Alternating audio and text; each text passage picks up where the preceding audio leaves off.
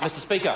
The Honourable John Boscawen. Speaker, I move that the Motor Vehicle Sales Amendment Bill be read a third time. The bill introduces changes to the Motor Vehicle Sales Act to provide for its more effective operation and to ensure that consumers' interests continue to be protected in relation to motor vehicle sales, including that consumers have access to good information allowing them to make informed purchasing decisions. The Motor Vehicle Sales Act came into force in December 2003 and introduced a new registration regime for motor vehicle traders, which served to make traders more accountable. It also offered more flexibility to participate in the industry, introduced new information disclosure requirements for used motor vehicles, and established the Motor Vehicle Disputes Tribunal to offer consumers a forum to hear complaints against traders.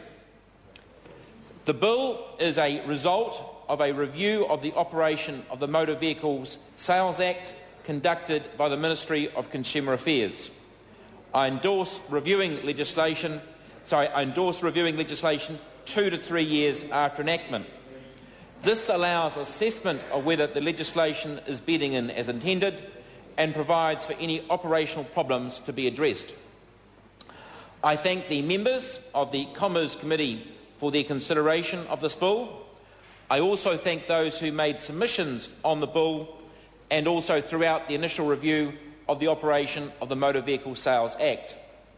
Many of the issues raised in those submissions have been addressed in this bill.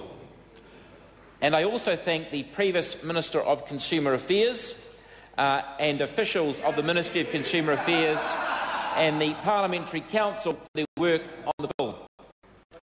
As an ACT Party Minister in the National-led government, I am pleased that this bill not only includes benefits for consumers who buy motor vehicles, but also removes some compliance costs and red tape for motor vehicle traders, private sellers of motor vehicles and motor vehicle buyers.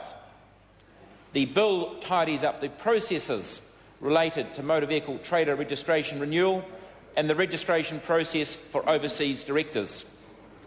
It removes the requirements for a consumer information notice as selling a car privately at a car market, and also for sales made between motor vehicle traders and wreckers.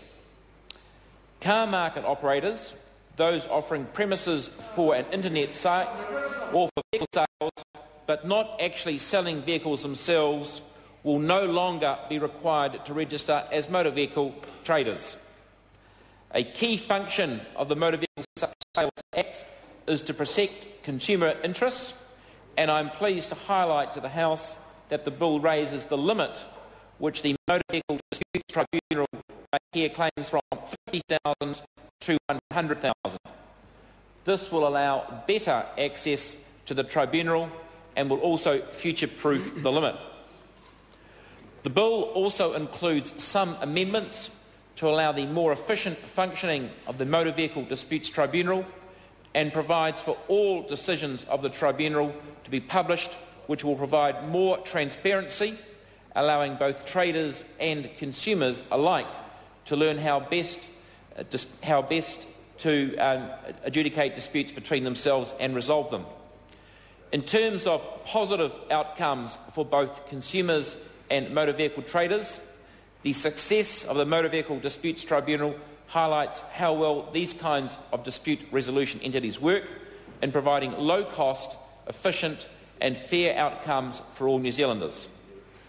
I would encourage consumers to take advantage of their existence if in a dispute about a motor vehicle and a trader.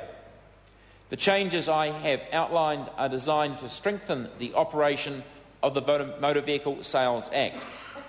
They are both to improve consumer outcomes when purchasing motor vehicles and to remove unnecessary regulatory requirements and the associated compliance costs. Mr Speaker, I commend this bill to the House. The question is that the motion be agreed to. Mr Speaker. Carol Bowman.